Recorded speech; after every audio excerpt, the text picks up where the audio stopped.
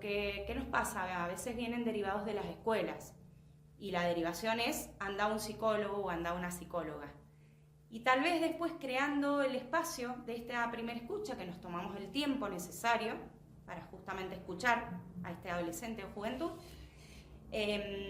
vas viendo que no era realmente la parte de la salud mental en cuanto a un tratamiento psicológico, sino que a lo mejor podía integrar el grupo que tenemos también con actividades recreativas y una psicóloga que lo está dando acá, Inés Guiñazú y Fran, que es el profe de circo, y a lo mejor prefieren estar así más grupal. Entonces en esta primera escucha lo que vas haciendo, como decía, creando lo que, acompañando, no creando, sino acompañando el proceso que esa persona necesita, ¿sí? Y en esto de la salud mental, que es muy importante, y hoy es un tema que tenemos que trabajar constantemente, desde todos los ámbitos de Mendoza, digamos, o desde todas las áreas, tanto salud como educación, cultura, y creo que los municipios deberían involucrarse también muchísimo más en esto, es acompañar y es escuchar, porque en este dispositivo nosotros no vamos a estar generalmente con un psicólogo de entrada, pero esa persona tiene que salir pudiendo decir qué es lo que necesita, ¿sí? Entonces podemos estar a lo mejor una profe de ESI con una trabajadora social, a lo mejor podemos hacer la primera escucha a un pasante de trabajo social con una comunicadora social, o con una médica, o con una enfermera, un enfermero, ¿sí? Estamos capacitados y preparados, todas las personas de MOSI, para poder recibir esto. Le agradecemos a Natalia Gutiérrez, profesora de Educación Sexual Integral, por responder todas nuestras preguntas. Si vos querés más información sobre el Centro Integral MODOSI, los pueden buscar en Instagram como @MODOSIMZA para ver los horarios de atención y los talleres. También puedes consultar a su WhatsApp 261-272-2123, lo voy a repetir, 261-272-2123, pero ten en cuenta que solo reciben mensajes, no reciben llamadas ni audios o mensajes de voz. También nosotros la vamos a estar publicando en nuestro Instagram, así que si te interesa después puedes pasarte por ahí. Y para continuar con el tema de la ansiedad, hay diferentes tipos de trastornos de ansiedad que pueden afectar a las personas de diversas maneras. Así que le doy la palabra a Euge para que nos hable sobre estos trastornos y sus características. Así es, Elia, como mencionabas vos, no todas las personas lo viven de la misma manera. O sea, no es lo mismo una persona que tenga 18 años que tenga ansiedad y otra persona que tenga 50 y padezca ansiedad.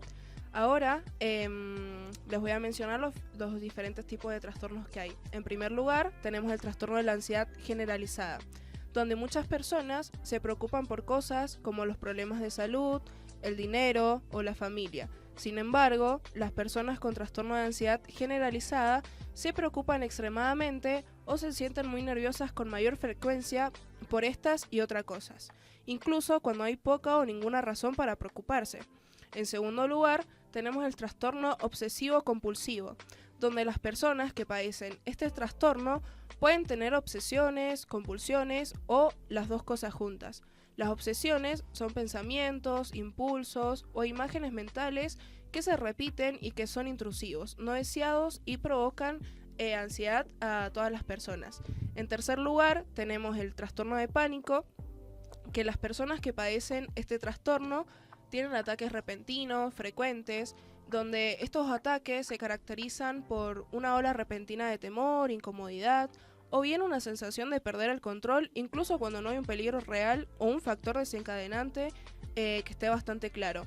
Y por último, en el quinto lugar tenemos las fobias, incluyendo la fobia social, que tenemos el trastorno de ansiedad social. Es un temor intenso, persistente, que al ser observado y juzgado por los demás, este miedo puede afectar el trabajo, la escuela, entre otras actividades diarias.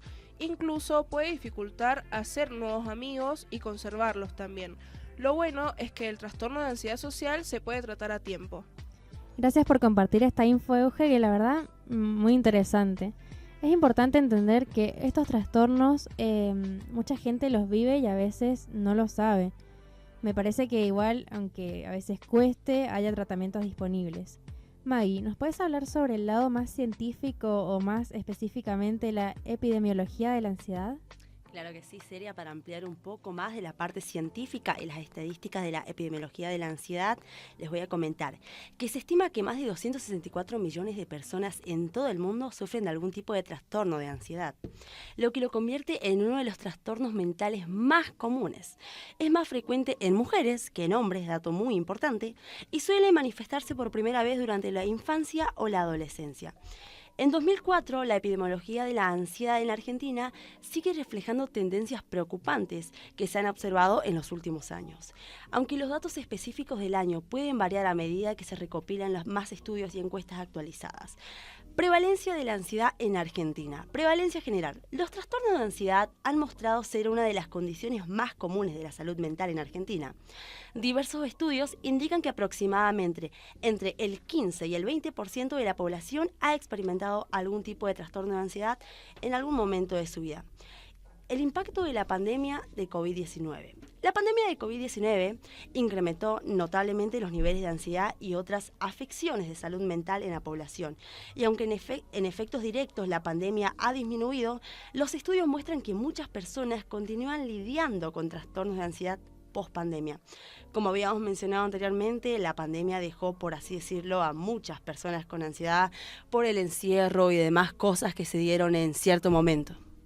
Así es, Ma. Yo ahora les voy a hablar sobre los factores contribuyentes de la ansiedad. En primer lugar, tenemos los factores sociales y económicos, donde se dice que Argentina en los últimos años ha atravesado una inestabilidad económica con demanda de inflación y problemas laborales. En segundo lugar, tenemos que las mujeres, como mencionabas, Maga, son más propensas a sufrir ansiedad más que los hombres. También se observa que en los jóvenes, especialmente los que están en las edades comprendidas entre más o menos 18 y 29 años, son los más afectados. Pero los estudios más recientes muestran un incremento entre los trastornos de adolescentes vinculados a factores como el acoso escolar, las redes sociales y la presión académica. Luego tenemos los tratamientos más comunes que los mencionaba Celia al principio, pero se los repetimos, que tenemos en Argentina, que incluyen la terapia cognitivo-conductual o TCC y en algunos casos el uso de fármacos ansiolíticos, pero sin embargo hay una creciente demanda de más para que existan más centros de salud mental acá en Argentina. Si bien estos son los datos generales hasta el 2023, la situación en el 2024 probablemente mantendrá estas tendencias con mayor atención pública sobre la importancia de abordar los problemas de la salud mental, pero a nivel nacional. 264 millones de personas en todo el mundo sufren algún tipo de trastorno de ansiedad. Es muchísimo. También es un tema que se ha vuelto bastante relevante últimamente, porque recientemente se estrenó Intensamente 2 el 13 de junio acá en Argentina. En esta película se siguen explorando las emociones y cómo manejarlas en diferentes etapas de la vida. Yo todavía no la he podido ver, pero quien sí pudo verla fue Eugenia. Claro que sí, Celia. Yo justamente la fui a ver con Sofía. Yo en lo personal me sentí muy identificada, o sea, me largué a llorar, pero porque cuando Riley creció, o sea, yo me sentí como ella, como nuevas emociones encontradas y la película nos da lugar a entender justamente que todas las emociones son importantes, no solamente la ansiedad. Qué bueno que la hayas podido ver, un poco que te envidio, porque ya hace rato que tengo ganas de ver Intensamente 2. Así que te puedo pedir si nos decís más detalles de esta película. Obviamente, Celia, en Intensamente 2, la ansiedad se representa a través del personaje de Miedo. Aunque la película no se centra exclusivamente en eso, o sea, la ansiedad, muestra cómo las emociones interactúan y afectan la vida diariamente y son todas las emociones importantes. Riley, a medida que crece, enfrenta nuevos desafíos. En primer lugar, tenemos la evolución de las emociones, donde la película explora cómo las emociones del Riley evolucionan a medida que entra ella en adolescencia. En segundo lugar, tenemos la interacción entre los personajes, que la ansiedad se manifiesta a través de la interacción como con el miedo y la tristeza. Luego tenemos en tercer lugar la representación visual, donde la película utiliza visuales creativos para poder ilusionar cómo la ansiedad puede manifestarse en la mente. Y por último, en cuarto lugar, tenemos la importancia de las emociones, donde a lo largo de la película se enfatiza que todas las emociones, incluidas la ansiedad, son válidas y necesarias. Entonces toca muchísimos temas la película, es súper amplia, ¿no es cierto? Sí, toca muchísimos temas y es súper importante también el saber esto, que no solamente la ansiedad es importante, sino darle lugar a todas las emociones de nuestra mente. Bueno, me convenciste, la voy a ver definitivamente apenas tenga Disney, pero igual quiero saber más sobre Intensamente 2. Me gustaría que Milly nos hablara de qué opinás sobre cómo se aborda la ansiedad y cómo le afecta a Riley, y si hay alguna escena o mensaje que te haya parecido importante en la película. Sí, mira, la película está muy buena, eso sí. Y bueno, Riley pasa en la película que ella se deja llevar por sus sentimientos. Y eso es lo que naturalmente está hecho en la sociedad, de que nos dejamos llevar por nuestros sentimientos, nos dejamos llevar por lo que nuestro corazón dice, nuestros sentimientos. Pero la cosa no es así. Nosotros nos tenemos que dejar llevar por nuestros valores, por nuestras raíces. Y hace que... Nos hace llegar por nuestras raíces. Y bueno, nuestras raíces tienen valores y hace que con los valores tomemos decisiones buenas, tomemos decisiones importantes, y a base de eso no hace falta que pasemos por un trastorno tanto de ansiedad o de depresión. Pero como lo que hacía Riley, se dejaba llevar por sus sentimientos, y los sentimientos son frustrantes, los sentimientos son cambiantes, y bueno, si nos dejamos llevar por ellos, llegan a un momento en que ya no nos vamos a sentir bien, conformes. Pero bueno, es todo parte de la vida, es parte de aceptarse a uno mismo, es parte de tener autoridad de autoestima, y más que nada de tener inteligencia emocional. Es muy importante eso. Así es, Milly, totalmente de acuerdo con vos. En Intensamente 2 podemos apreciar justamente esto, donde nos dejamos llevar por la ansiedad y no le damos lugar a las demás emociones. ¿Cómo es que se llama? Me gusta la idea de que la ansiedad puede tener un mecanismo de protección. O sea, eso es algo que muchas personas no lo tienen en cuenta y no lo consideran. Pero también es un gran recordatorio de que, aunque puede ser incómoda a veces, es parte de nuestra vida y la experiencia humana, y la tenemos que llevar con nosotros siempre. También concuerdo con ustedes, pero de todas formas, algo que también he notado mucho es que muchas personas buscan refugio en la música. ¿Es cierto esto? Claro que sí, Celia. Yo en lo personal conozco a gente que lo hace, y me incluyo yo también, porque suelo escuchar música para tratar de como escapar o de evadir la realidad y de no pensarla tanto, porque si no, eso a medida del tiempo te va destruyendo.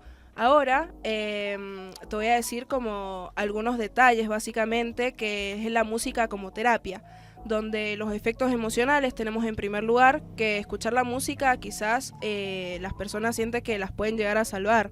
En segundo lugar tenemos ritmos y melodías, que la música con un ritmo lento puede disminuir o la frecuencia cardíaca, la presión arterial, como que les da más calma. Y en tercer lugar tenemos la expresión, que es componer o tocar música que les permita a las personas expresar sus emociones de una manera que a veces las palabras no la pueden lograr.